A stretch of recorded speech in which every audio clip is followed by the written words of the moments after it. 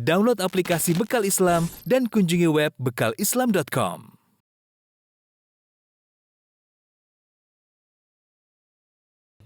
Bismillahirrahmanirrahim. Assalamualaikum warahmatullahi wabarakatuh. Alhamdulillah, salatu wassalamu ala rasulillah wa ala alihi wa sahbihi wa ala. Hadirin hadirat yang dirahmati oleh Allah Subhanahu wa taala. Kita lanjutkan pengajian kita tentang sirah nabawiyah. Pada pertemuan sebelumnya telah kita bahas tentang terjadinya Bai'atul Aqabah yang kedua, yang kemudian utusan kaum Ansar pulang ke kota Madinah, kemudian mereka pun berdakwah sebelum hijrahnya Nabi sallallahu alaihi wasallam. Maka orang-orang pun banyak yang masuk Islam. Keluarga mereka masuk Islam, kerabat mereka masuk Islam, ya, pembesar-pembesar mereka masuk Islam, dan hampir seluruhnya masuk Islam kecuali segelintir kecil yang belum masuk Islam. Di antara para pembesar-pembesar kaum Ansar yang belum masuk Islam adalah Amr bin al-Jamuh radhiyallahu taala anhu.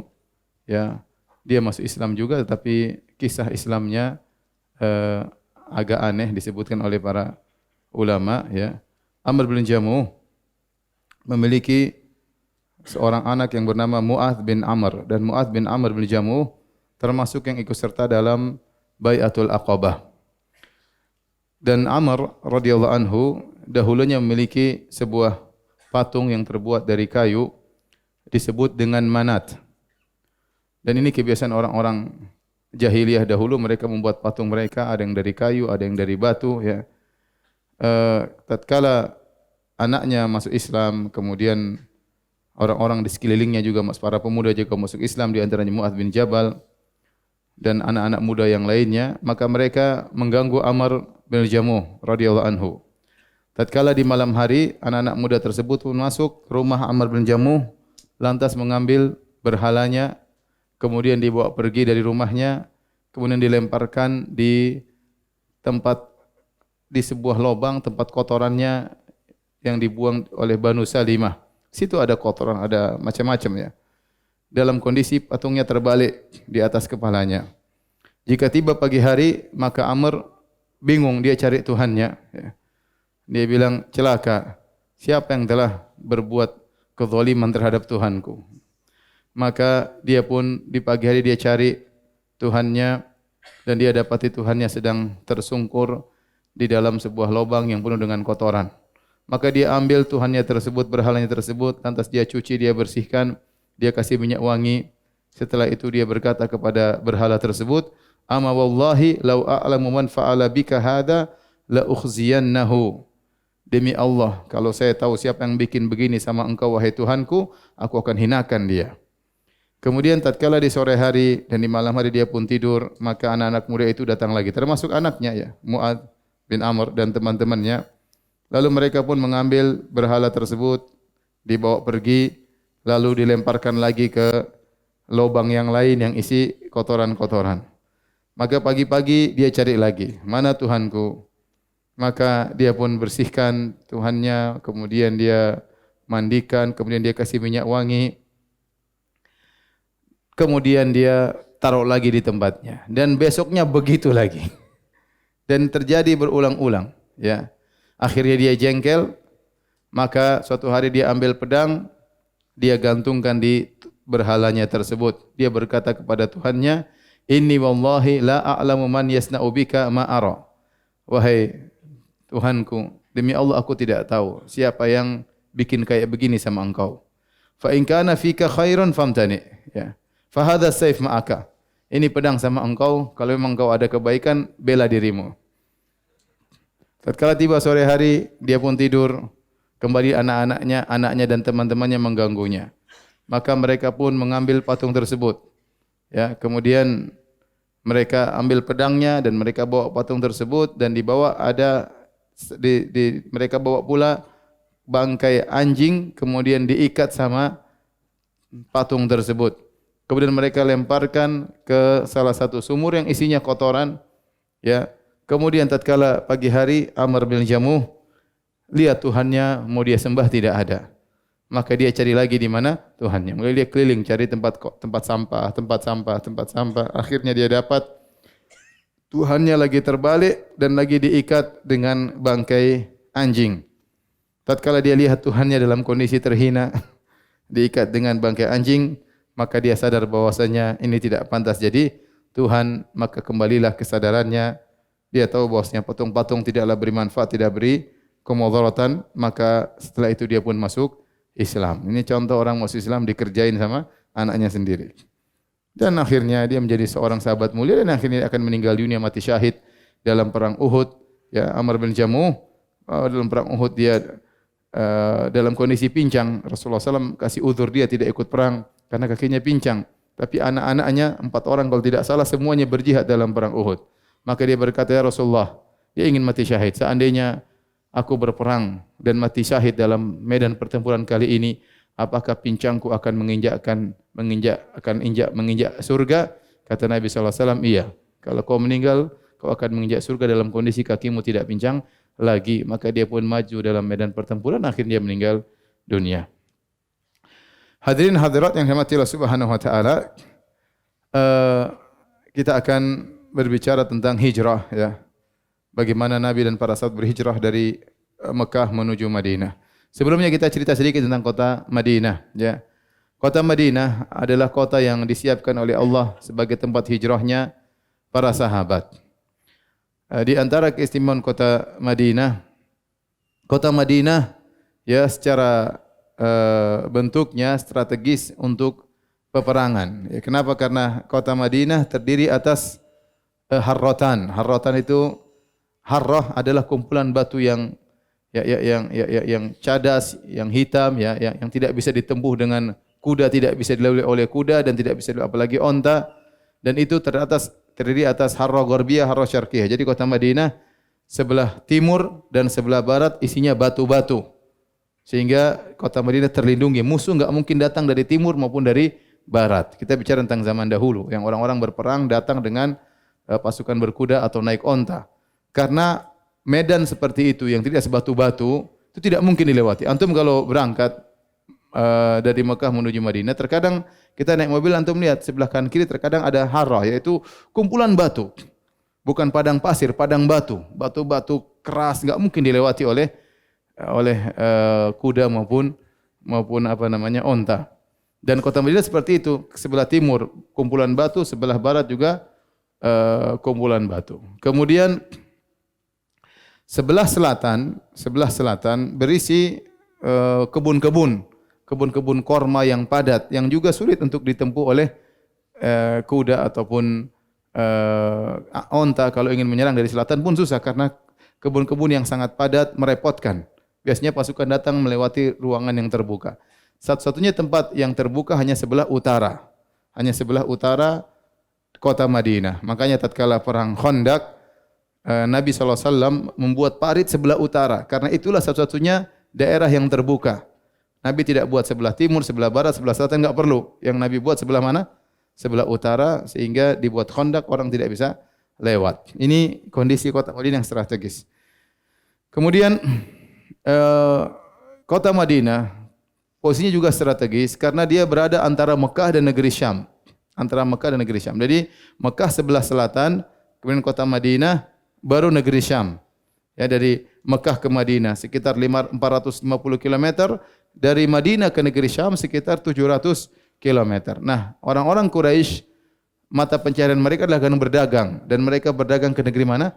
Ke negeri Syam. Sehingga kalau mereka mau berdagang, mereka pasti lewat kota Madinah. Dan ini tempat yang strategis bagi Nabi dan para sahabat.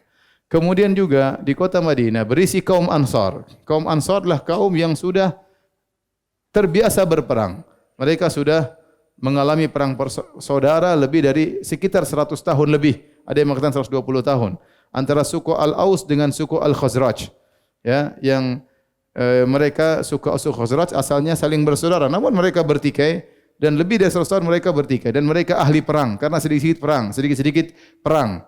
Sehingga Nabi terlindungi oleh kaum yang mereka ahlul harb, yaitu orang-orang yang sudah terbiasa berperang. Oleh karenanya tempat strategis, penduduknya pun ahli perang. Dan ini menguntungkan kaum muslimin untuk berhijrah ke kota Madinah.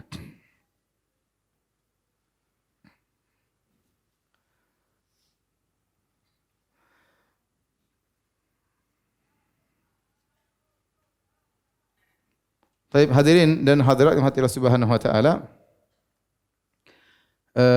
Adapun hijrah dimulai dari Rasulullah SAW bermimpi. Ya, Rasulullah SAW bermimpi, kata Rasulullah SAW, Inni uritu dar hijratikum dhata nakhlin baina labatain wa humal harratan. Aku diperlihatkan tentang tempat kalian berhijrah, yaitu satu tempat yang isinya banyak kormanya, banyak kebun korma, dan di antara dua kumpulan batu harrah yang tadi kita sebutkan, kumpulan padang batu. Ya. Kemudian Rasulullah SAW diam beberapa hari. Setelah itu Rasulullah SAW keluar menemui para sahabatnya dalam kondisi bergembira. Beliau berkata, Qad ukhbirtu bidari hijratikum wa hiya Yathrib. Tadinya dikabarkan, diperlihatkan oleh Nabi hanya sekedar bentuk negeri tersebut. Karena Nabi tidak pernah ke kota Madinah. Ya, Nabi tidak pernah Nabi pernah dulu waktu masih kecil ya, tapi Nabi tidak begitu hafal karena tempat yang seperti itu banyak, yang ada kebun-kebun korma begitu banyak ya. Tapi Nabi tidak jelas begitu melihat kondisi seperti itu, dia tidak menyangka kalau itu kota Madinah. Sampai akhirnya Rasulullah SAW diperlihatkan kedua kali, ternyata adalah Yathrib. Yathrib adalah Madinah. Faman aradal khuruj falyakhruj ilaiha. Kata Nabi, barang siapa yang ingin berhijrah, maka berhijrahlah. Dalam hadis yang lain, hadis riwayat Bukhari dan Muslim, kata Nabi sallallahu alaihi wasallam, "Ra'aitu fil manami anni uhajiru min Makkah ila ardi biha nakhlun." Aku lihat dalam mimpiku, aku berhijrah dari Mekah menuju tempat yang penuh dengan korma. Fa dhahaba wahli ila annaha al-yamamah au hajar. Aku menyangka tempat tersebutlah Yamamah atau Hajar yang juga penuh dengan kebun korma. Kan di Jazirah banyak tempat-tempat yang penuh dengan korma. Yamamah, ada Hajar, ada Khaybar, penuh dengan korma. Ya. Fa idza hiyal Madinatu Yathrib. Ternyata kota tersebut kota Madinah atau Yathrib. Kemudian Nabi SAW juga bersabda dalam hadisnya, Umirtu bi qaryatin ta'kulul qura. Aku diperintahkan untuk berhijrah ke suatu negeri yang akan memakan negeri-negeri yang lainnya. Ini isyarat bahwasanya kota Madinah akan menjadi ibu kota yang akan menundukkan banyak kota. Ya. Maka Nabi mengatakan, aku diperintahkan untuk berhijrah ke suatu negeri yang akan memakan kota-kota yang lainnya. Yaquluna Yathrib. Mereka berkata kota Yathrib. Wahiyal Madinah. Kota tersebut adalah Madinah. Tanfin nasa kama yanfil kir khabathal hadid. Kota Madinah akan mengusir orang-orang yang buruk sebagaimana alat pandai besi akan menghilangkan karat dari besinya. Maka para sahabat tatkala mendengar kabar untuk berhijrah ke kota Madinah, tadinya mereka berhijrah ke negeri Habasyah. Negeri Habasyah susah. Habasyah negeri yang jauh, kemudian harus naik kapal. Negeri Ethiopia, kemudian mereka bukan orang Arab, ya tempatnya juga tidak cocok bagi mereka, lebih miskin dari kota Mekah, ya kurang pas. Ya, tetapi di Madinah mereka lebih senang karena Madinah masih jazirah Arab, masih orang-orang Arab, kemudian perkebunan subur. Maka berangkatlah para sahabat, mulailah mereka berhijrah. Ya, mereka keluar diam-diam, ada yang berjalan, ada yang naik kendaraan, yang bisa berhijrah, berhijrah. Adapun Nabi SAW, beliau tidak berhijrah. Beliau menunggu perintah dari Allah Subhanahu wa taala, bahkan beliau termasuk orang-orang yang paling terakhir berhijrah menuju kota Madinah. Rasulullah SAW ingin seluruh para sahabat berhijrah, lihat mereka aman sudah berpindah, baru Nabi belakangan berhijrah. Adapun orang-orang yang pertama kali berhijrah di antaranya adalah Musa bin Umair radhiyallahu anhu, Ibnu Ummi Maktum. Kemudian mereka berhijrah, sebagaimana kita sebutkan mereka berhijrah sebelum Nabi jauh dan mereka mengajarkan Al-Qur'an kepada kaum Ansar. Kemudian Ammar bin Yasir berhijrah, kemudian Bilal, kemudian Sa'ad, kemudian Umar bin Khattab radhiyallahu anhu datang dalam rombongan 20 orang. Namun ternyata tatkala para sahabat berhijrah tidak semudah yang dibayangkan. Mereka menghadapi berbagai macam ujian dan cobaan. Orang-orang Quraisy tidak ingin mereka berhijrah. Padahal sebenarnya biarin aja para sahabat kaum muslimin berhijrah sehingga kota Mekah kosong dari orang-orang Islam. Bukankah ini yang mereka inginkan? Tidak ada lagi yang berdakwah, tidak ada lagi yang mencela Tuhan-Tuhan mereka, tidak ada lagi yang melarang mereka untuk menyembah berhala. Harusnya mereka senang tatkala orang-orang Islam keluar dari kota Mekah. Namun kenyataannya ternyata orang-orang Quraisy tidak senang. Mereka tidak senang kaum muslimin berhijrah. Banyak sebab. Di antaranya pertama, mereka tahu kaum muslimin berhijrah ke mana? Ke kota Madinah, yang di situ ada orang-orang yang ahli perang. Mereka ke sana berarti menyusun kekuatan. Suatu saat akan kembali lagi, dan ini adalah potensi malapetaka di kemudian hari. Mereka sadar akan hal tersebut. Mereka sadar juga kalau kota Madinah sampai dikuasai oleh kaum muslimin akan mengganggu perdagangan mereka. Repot. Sementara mereka akan berdagang menuju negeri Syam pasti lewat kota Madinah. Ya, mereka tidak ingin ada bermarkas kaum muslimin di kota yang merupakan jalur perdagangan mereka. Kemudian di antara sebab mereka tidak suka orang-orang Islam berhijrah karena mereka malu didengar oleh orang-orang lain ternyata orang-orang Quraisy mengusir kerabat-kerabat mereka dari rumah-rumah mereka, dan ini mereka ingin menjaga reputasi mereka, menjaga citra mereka, sehingga mereka tidak ingin berita ini tersebar di Jazirah Arab karena itu aib bagi mereka. Bagaimana mereka mengusir, menyiksa saudara-saudara mereka sampai harus keluar dari negeri mereka. Oleh karenanya, karena sebab-sebab ini di antaranya, mereka berusaha untuk mencegah kaum muslimin yang ingin berhijrah dari Mekah menuju kota Madinah. Oleh karenanya, para sahabat mengalami banyak cobaan. Di antaranya yang dialami oleh Ummu Salamah radhiyallahu taala anha yang bernama Hind bintu Abi Umayyah bin Al-Mughirah radhiyallahu taala anha. Ummu Salamah namanya Hind bintu Abi Umayyah ibn Al-Mughirah Al-Makhzumiyah. Bapaknya Abu Umayyah bin Al-Mughirah. Al-Mughirah ini punya anak banyak. Al-Mughirah di antaranya Al-Walid ibn Al-Mughirah. Di antaranya Hisham ibn Al-Mughirah. Di antaranya Abu Umayyah ibn Al-Mughirah. Hisham ibn Al-Mughirah punya anak namanya Abu Jahal. Walid ibn Al-Mughirah punya anak namanya Khalid ibn Al-Walid. Kemudian Abu Rabi'ah ibn Al-Mughirah punya anak namanya Ayyash bin Abi Rabi'ah. Kemudian Abu Umayyah ibn Al-Mughirah punya anak namanya Ummu Salamah, Hind binti Abu Umayyah ibn Al-Mughirah. Sudah hafal belum ya? Al-Mughirah ini punya anak, kalau tidak salah 5. Di antaranya Hisham. Hisham ini bapaknya Abu Jahal. Makanya Abu Jahal bin Hisham ibn Al-Mughirah. Di antaranya Al-Walid. Al-Walid ini bapaknya Khalid bin Walid. Makanya namanya Khalid ibn Al-Walid ibn Al-Mughirah. Di antaranya Abu Rabi'ah, bapaknya Ayyash bin Abi Rabi'ah ibn Al-Mughirah. Di antaranya Abu Umayyah ibn Al-Mughirah, itu bapaknya Ummu Salamah. Semuanya dari Bani Makhzum. Sudah kita sampaikan berulang-ulang, Bani Makhzum adalah kabilah Quraisy yang bersaing dengan kabilah Bani Hashim. Semuanya sama-sama Quraisy. Tetapi Bani Makhzum memiliki tokoh-tokoh hebat di Mekah, sebagaimana Bani Hashim juga memiliki tokoh-tokoh hebat di Mekah, seperti Abu Talib, seperti Al-Abbas bin Abdul Muttalib, seperti Abu Lahab. Ini tokoh-tokoh Bani Hashim.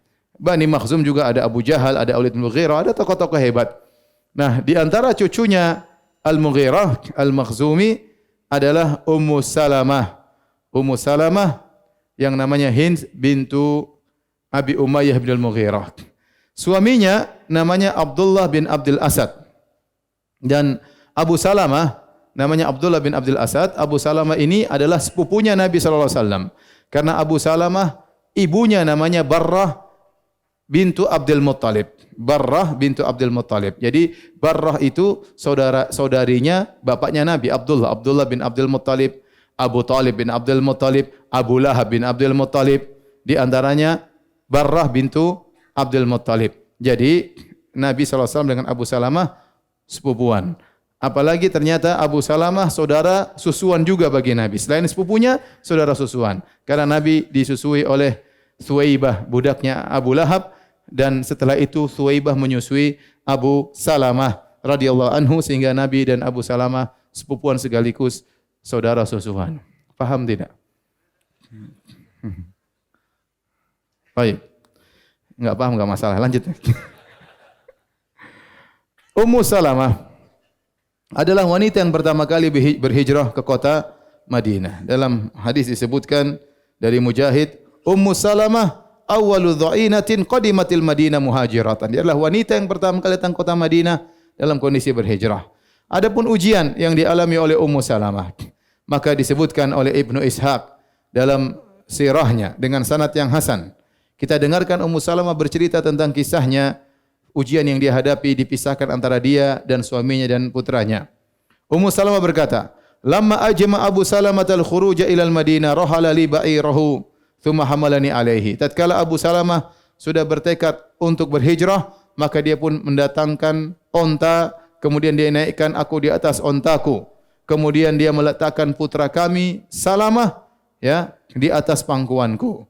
Thumma kharaja bi yaqudu bi ba'irahu. Kemudian dia pun keluar dari kota Mekah sambil menuntun ontaku.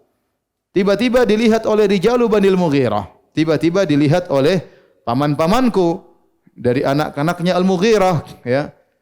Maka mereka pun menghadang suamiku dan mereka mencegah suamiku. Kata mereka, engkau pergi silakan, tapi ini putri kami mau dibawa ke mana? Alamana turukuka tasiru biha fil bilad. Ngapain kami tinggalkan engkau bawa putri kami jalan, pergi. Kemudian mereka pun fanaza'u khitamal ba'ir min yadihi. Maka paman-pamanku segera mengambil, merebut tali kekang ontaku dari tangan suamiku. Kemudian mereka pun mengambilku dari suamiku. Tatkala itu ternyata Banu Abdul Asad, saudara-saudaranya Abu Salamah melihat mereka. Ya, Abu Salamah namanya Abdullah bin Abdul Asad. Dia punya saudara-saudara, lihat saudara mereka Abu Salamah digitukan. Ini semuanya dari Bani Makhzum, sama-sama dari Bani Makhzum. Saudara-saudaranya Abu Salamah, saudara-saudaranya Ummu Salamah, sama-sama dari Bani Makhzum, sama-sama musyrik. Tetapi karena fanatik, ya, dilihat putrinya digituin, saudaranya digituin, maka mereka pun emosi. Kemudian mereka berkata, la natruku ibnana indaha idh naza'tumuha min sahibina. Kalau begitu kalian telah merebut istri saudara kami dari saudara kami, ya, maka kami tidak akan biarkan kalian bawa putra kami, itu cucu kami, tidak boleh kalian ambil. Maka Salamah pun diambil oleh mereka, dipaksa diambil dari Ummu Salamah. Tatkala Salamah diambil oleh mereka, ternyata paman-paman Ummu Salamah juga narik. Salamah anaknya ditarik, tangannya satu sini, tangannya satu sini. Kata Ummu Salamah, fatajadzabu ibni Salamah bainahum. Mereka pun tarik-tarikan Salamah di antara kami hatta khala'u yadahu.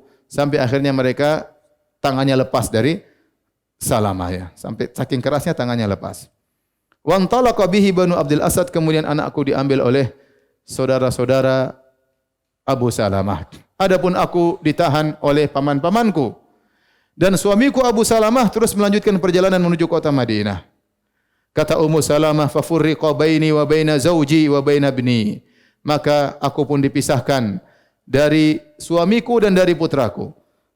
Apa yang terjadi? Fa kuntu akhruju kulla qadatin fa ajlisu bil abtah fama azalu abki hatta umsi. Maka tiap hari pagi aku keluar, aku menuju Abtah, suatu tempat yang terbuka, lalu aku menangis di situ sampai sore hari. Sanatin au qariban minha, hampir setahun, ya, atau 1 tahun atau hampir setahun aku demikian kegiatanku.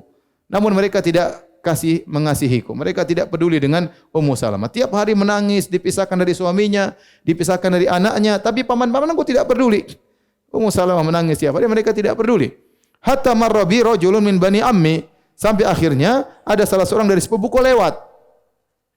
Kemudian dia melihat kondisiku, maka dia pun kasihan kepadaku. Maka dia berkata kepada paman-pamanku, "Ala tuharrijuna min hadhil miskinah? Farraqtum baina wa baina zawji wa baina waladiha." Kenapa kalian tidak kasih jalan keluar bagi wanita yang miskin ini? Kalian telah pisahkan antara dia dengan suaminya, antara dia dengan anaknya. Maka akhirnya paman-pamannya berkata, ilhaqi bi zawjiki in syit. Kalau kau mau, susulah suamimu. Coba dari kemarin-kemarin. Sudah setahun baru apa? Susulah suamimu. Qalat wa radda Banu Abdul Asad ilayya inda dzalika ibni. Tatkala saudara-saudara suamiku mengetahui aku akan menyusul suamiku Abu Salamah, maka mereka pun mengembalikan putraku Salamah kepadaku. Fartahaltu ba'iri, maka aku pun siapkan ontaku, aku pasang pelananya. Thumma akhadhtu bi ibni, maka aku pun mengambil putraku Salamah, fa wada'tuhu fi hijri, aku letakkan di pangkuanku, masih kecil. Thumma kharajtu uridu zawji bil Madinah, aku pun keluar ingin menuju suamiku yang ada di kota Madinah. Sudah setahun tidak bertemu. Ya, Menyedihkan setahun ya. Tidak tahu kabar suaminya bagaimana, kabar anaknya bagaimana, belum ada WhatsApp ya, belum ada SMS, belum ada telepon ya. Antum enggak tahu bagaimana berpisah dengan istri ya. Ya. Menyedihkan ya.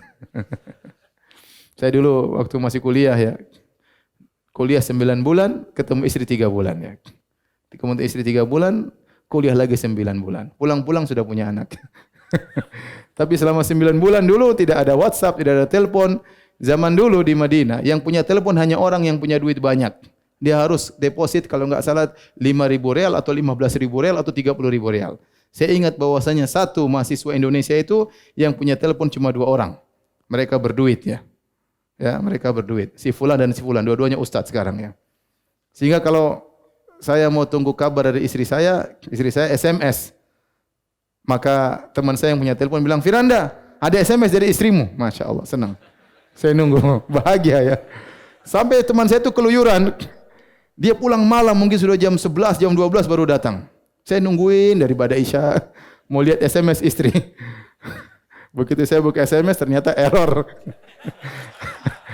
Jadi berpisah dari istri itu sangat tidak enak. Kalau ada suami yang suka berpisah dari istri, suami berbahaya. Taib. Akhirnya sudah setahun Ummu Salamah terpisah dari suaminya, maka dia pun dengan semangat berangkat menuju suaminya. Kemudian thumma kharajtu uridu zawji bil Madinah. Qalat wa ma ma'i ahadun min khalqillah. Tidak seorang pun bersamaku tatkala itu dalam perjalanan. Fakultu, aku berkata, ataballagu biman laqitu hatta aqduma ala zawji. Aku akan, kalau ketemu siapa saja, aku akan berjalan bersamanya. Ya, menemaniku sampai di Madinah. Susah, perjalanan 450 kilo, perempuan sendirian. Ya, enggak ada orang, pokoknya ketemu siapa saja saya akan numpang dia sampai di kota Madinah. Hatta idza kuntu bi Tan'im, sampai aku tiba di Tan'im. Tan'im itu kira-kira 6 kilo dari Masjidil Haram, tanah halal terdekat. Laqitu Utsman bin Talhah. Aku bertemu dengan Utsman bin Talhah bin Abi Talhah radhiyallahu taala anhu. Akha Bani Abdiddar, dari Bani Abdiddar, Quraisy juga tapi dari Bani Abdiddar. Faqala li, ila aina ya binta Abi Umayyah?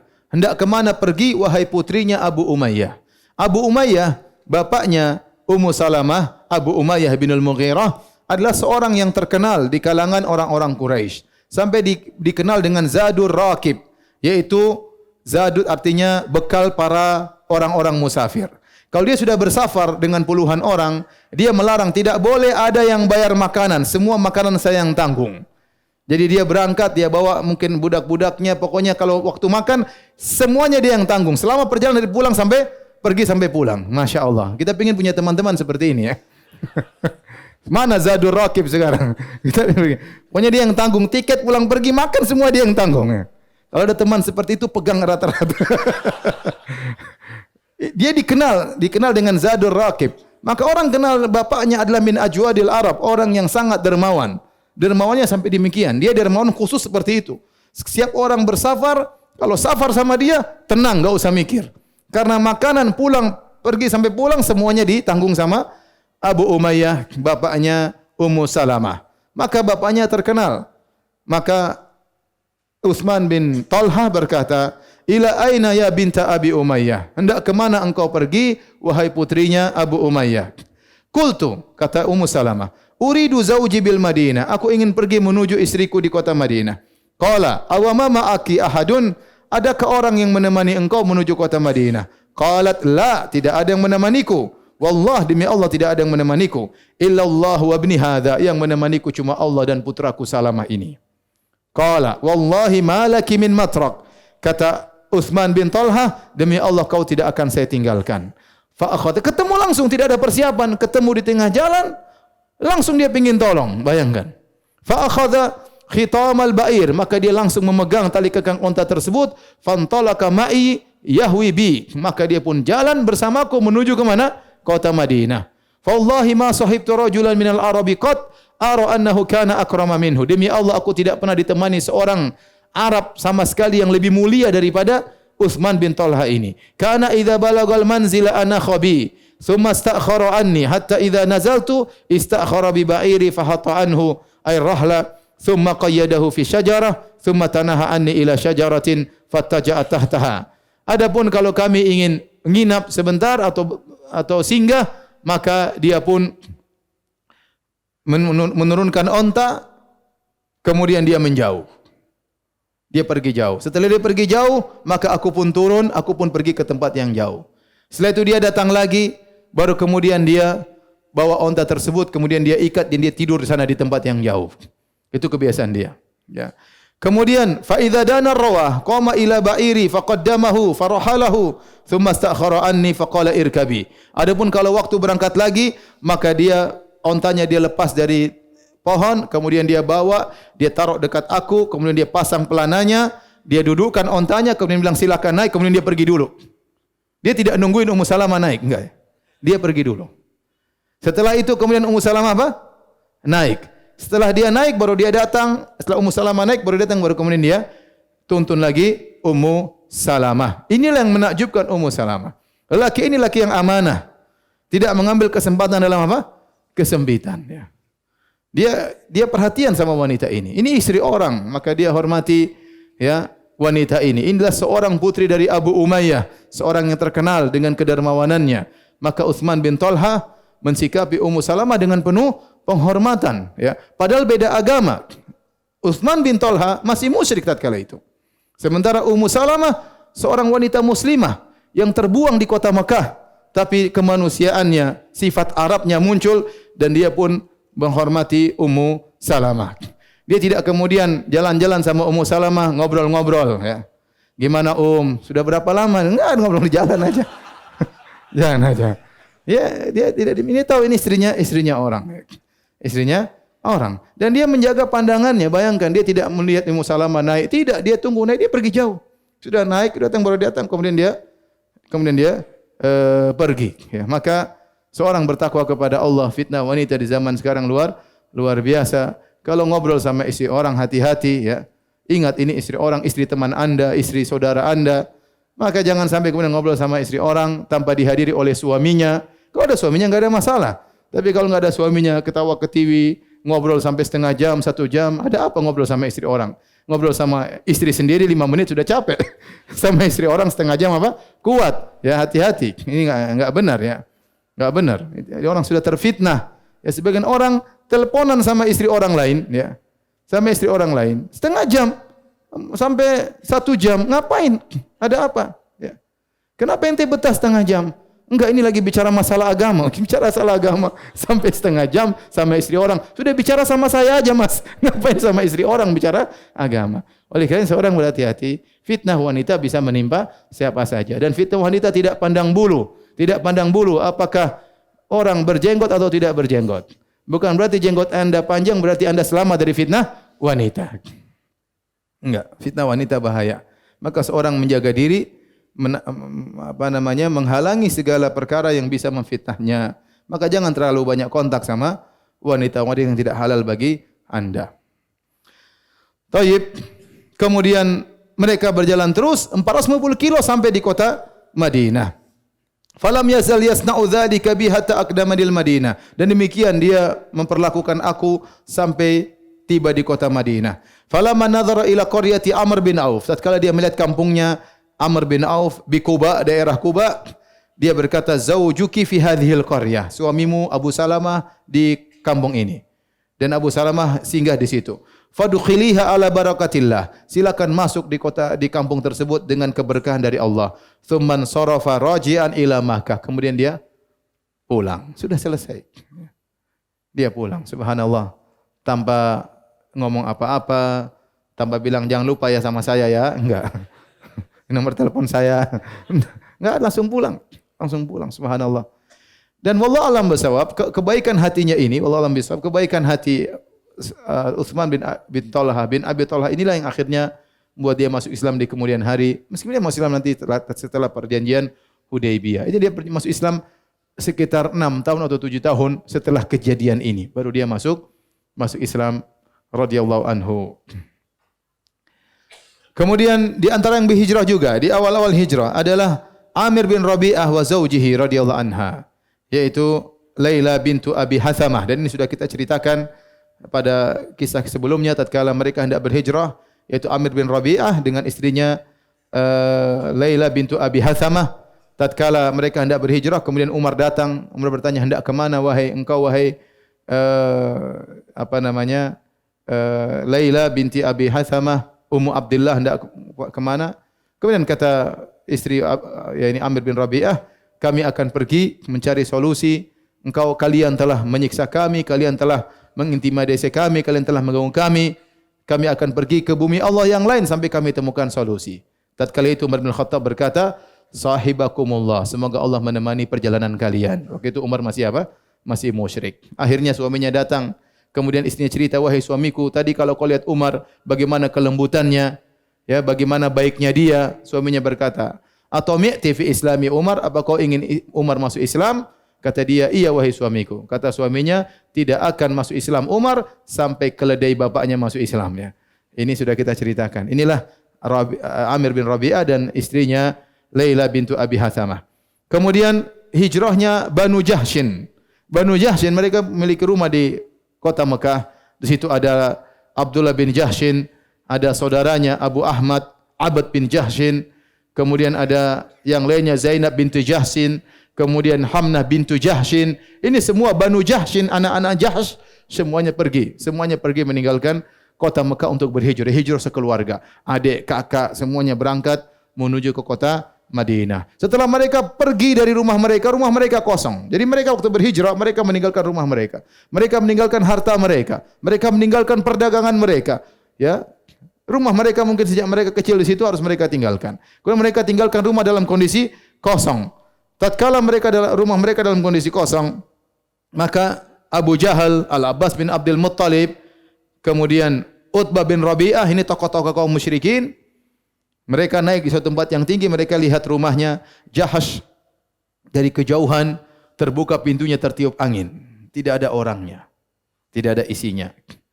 Maka Utbah berkata, asbahat daru Bani Jahshin khala'an min ahliha. Jadilah rumah Banu Jahshin kosong, tidak ada penghuninya. Ya.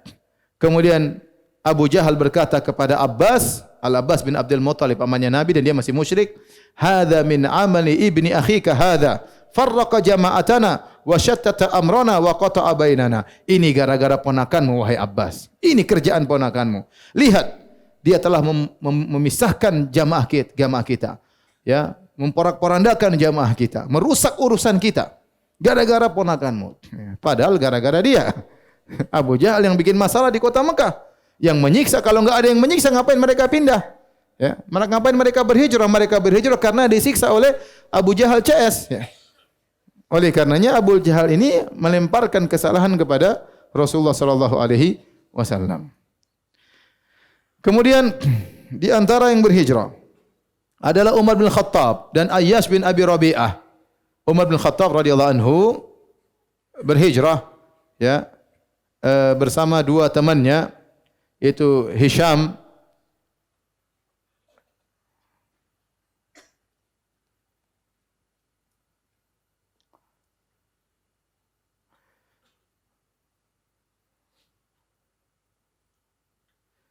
maka berangkatlah Umar bin Khattab radhiyallahu anhu. Adapun hadis yang disebutkan bahwasanya Umar tatkala hendak berhijrah, maka kemudian dia keluar terang-terangan di tengah-tengah orang kafir Quraisy, dia berkata, saya akan berhijrah.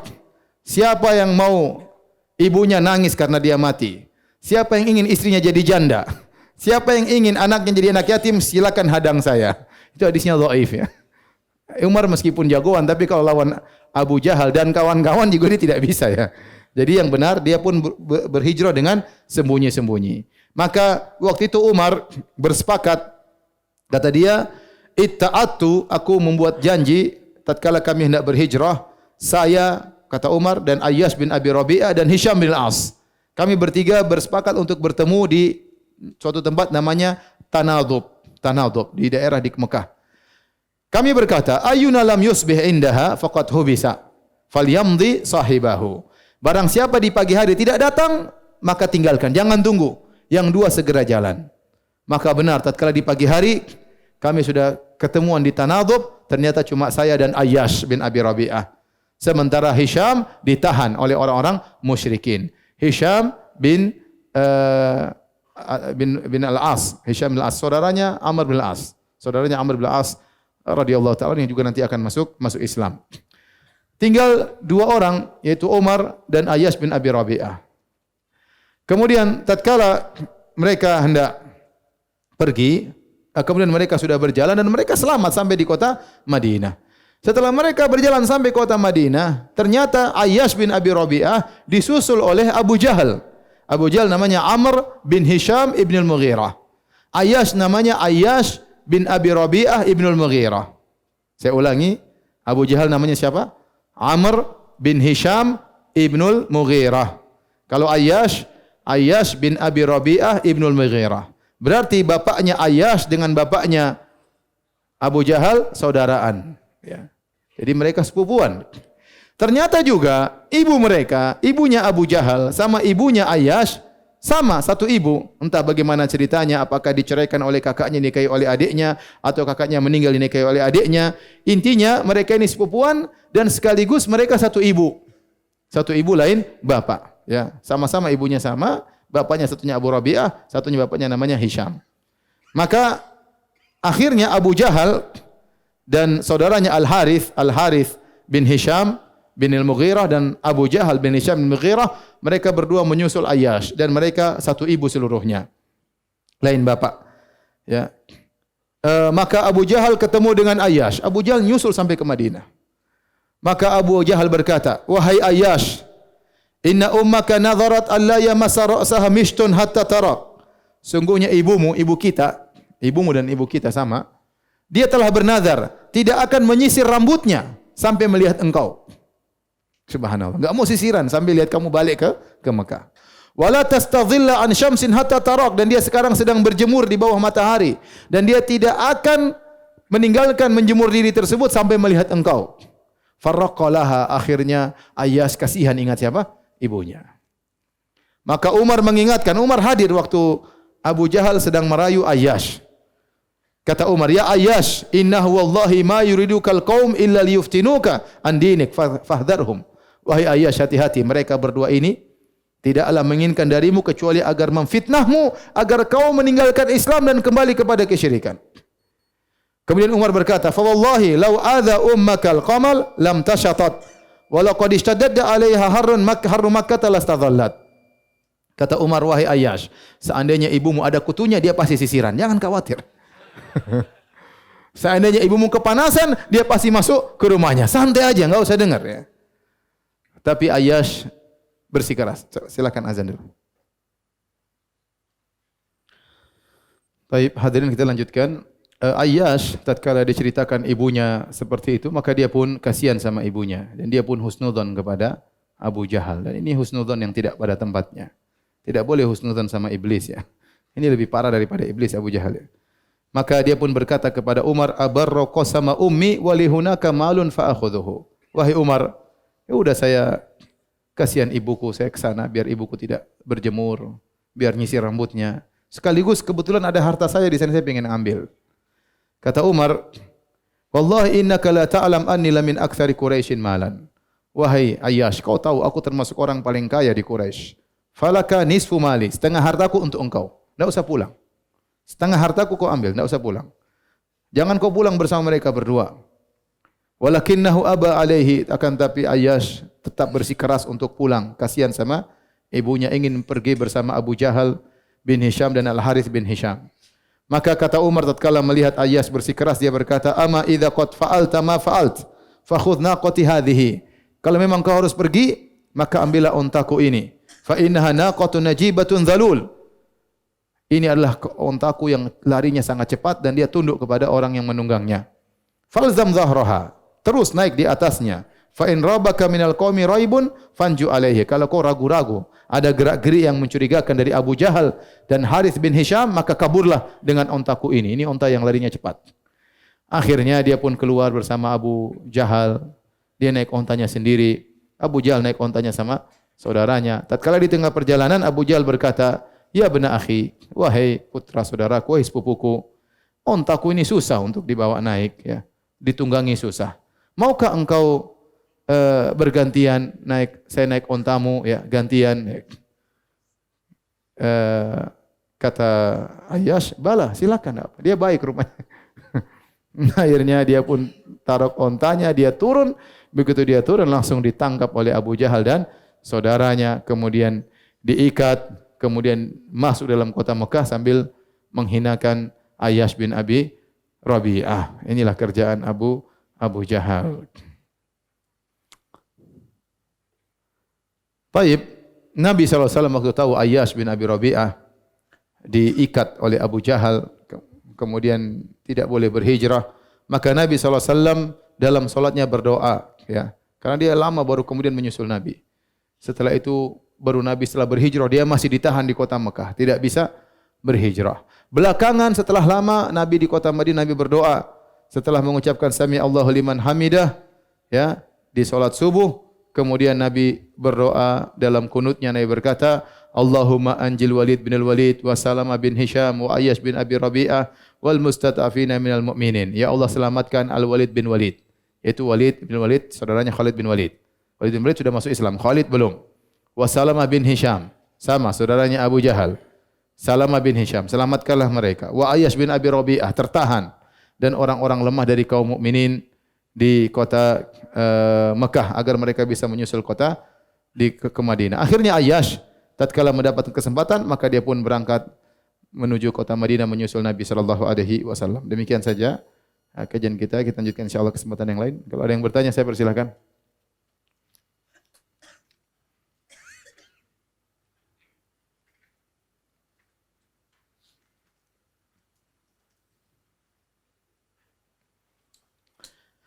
Apa nama kitab yang sedang Ustaz bahas? Apakah ada yang mensyarah? Ini kitab yang saya baca tadi judulnya Lu'lu'ul Maknun fi Siratin Nabiyil Ma'mun karangan Al-Azimi, ya.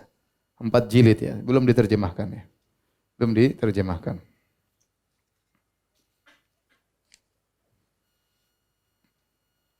Mohon doanya Ustaz, ana ada niatan untuk menikah tahun depan. Masih lama tahun depan.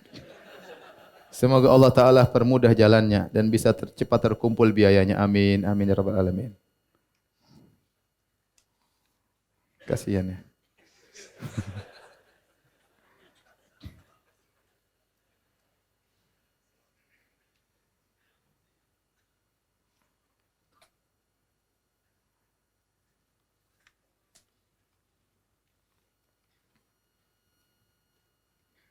Ustaz, apakah boleh solat laki-laki dan perempuan satu saf dan rapat jika darurat? Jangan satu saf, ya. Kalau bisa terpisah. Jangan berdempetan. Pisah. Laki-laki dan perempuan harus apa? Pisah. Kalau darurat tidak ada tempat seperti sebagian di mal tempatnya sempit, ya. Akhirnya terkadang laki-laki sebelah kanan, perempuan sebelah kiri, ya. Tapi jangan rapat, jangan apa? Berdempetan, ya. Kalau darurat mau diapain lagi? Hukum asalnya laki di depan, perempuan di belakang. Tapi dalam kondisi darurat mudah-mudahan tidak mengapa. Tapi asalnya tidak demikian, ya.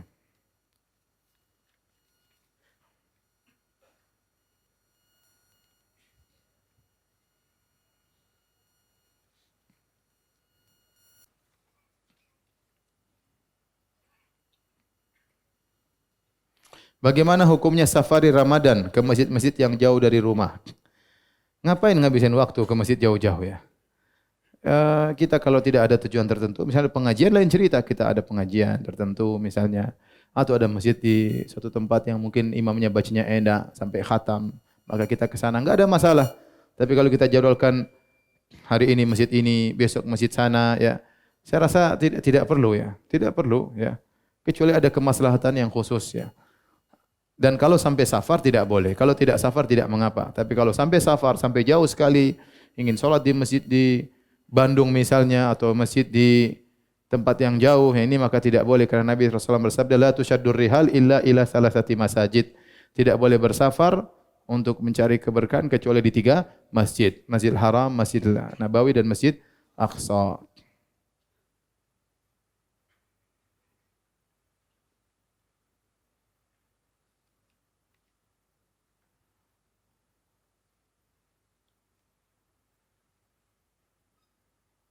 Istri saya keguguran ketika usia kandungan 12 minggu. Dari pemeriksaan dokter memang terlihat janin tidak berkembang. Apa hukum darah yang keluar setelah guguran sama dengan nifas? Kalau belum terbentuk dan belum 120 hari, belum 4 bulan, maka tidak dikatakan nifas ya. Tapi darah penyakit, bukan darah haid tapi darah apa? Penyakit. Tidak apa salat ya. Apa salat. Beda kalau sudah misalnya 120 hari kelihatan bentuk ya.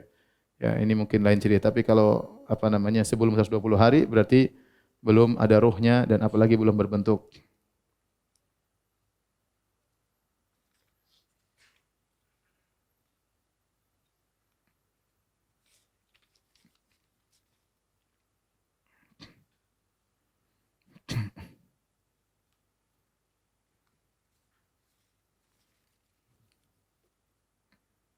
Ustaz, bagaimana hukum solat di antara tiang? Solat di antara tiang, solat baina sawari, hukum asalnya makruh. Tetapi kalau masjid sudah full, tidak mengapa, tidak makruh lagi. Tetapi kalau masjid masih kosong, maka hendaknya dihindari solat di antara dua tiang. Kalaupun solat tetap aja sah, cuma hukumnya makruh.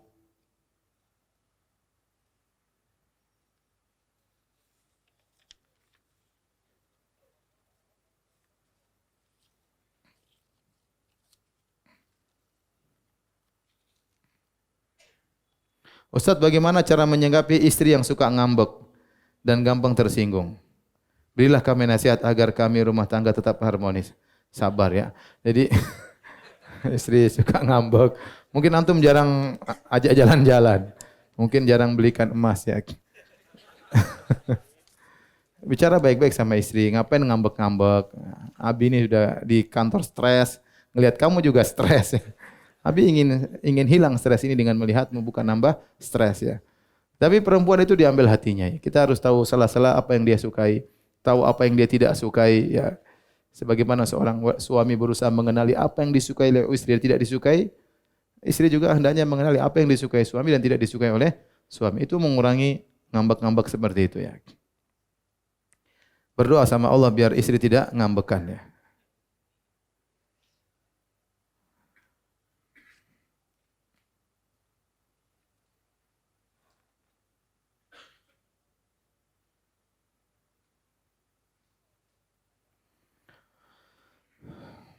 Ustaz, apa hukumnya bagi pemuda yang berzina dengan orang tua yang sudah sepuh?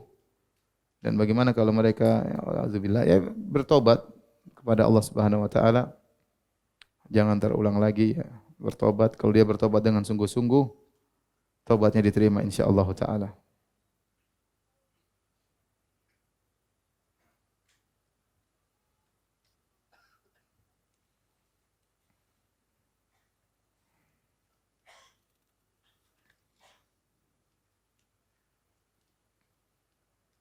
Saya ingin bertanya, apakah Ibnu Taimiyah berpendapat bahwa Allah adalah seorang pemuda berambut ikal berada di surga? Ini bohong ya. Ini dosa besar ya. Ibnu Taimiyah tidak berpendapat demikian. Ibnu Taimiyah menyampaikan hadis tentang hadis yang sahih, ra'aitu rabbi fi ahsani surah. Kata Nabi sallallahu alaihi wasallam, aku melihat dalam mimpiku Allah Subhanahu wa taala, dalam mimpi aku lihat dalam bentuk yang terindah. Dalam sebagian riwayat dalam bentuk seorang pemuda ya, pemuda yang intinya yang tampan ya. Dan lihat dalam mimpi bukan berarti Allah seperti itu. Dan ini dijelaskan oleh Ibnu Taimiyah, dia bantah. Hadis ini maksudnya bukan bentuk Allah seperti itu. Karena apa yang dilihat dalam mimpi itu bukan kenyataan. Contoh seperti raja dalam kisah Nabi Yusuf berkata, "Inni ara sab'a baqaratin simanin ya'kuluhunna sab'un ijaf wa sab'a sumbulatin khudrin." Kata dia, aku melihat 7 sapi yang gemuk, wa ukhra yabisat, aku melihat 7 sapi yang gemuk dimakan oleh 7 sapi yang kurus, dan aku melihat ada bulir yang hijau dan ada bulir yang kering. Apa maksudnya? Bukan berarti kenyataannya ada sapi hijau dimakan sapi gemuk dimakan sapi kurus, tapi inilah ibarat dari bahwasanya akan ada musim panen selama 7 tahun, kemudian datang musim kemarau selama 7 tahun. Jadi sapi kurus ibarat dari musim kemarau, sapi hijau ibarat dari apa? Ibarat dari musim panen.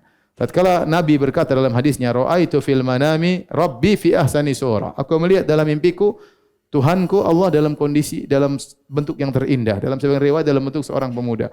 Bukan berarti Allah seperti tidak, tetapi Rasulullah melihat keindahan ya. Dan yang dilihat bukan berarti kenyataannya seperti ini. Ini dijelaskan oleh Ibnu Taimiyah. Justru Ibnu Taimiyah menjelaskan tidak demikian. Ini malah ada orang berdusta mengatakan Ibnu Taimiyah mengatakan Allah bentuknya seperti apa?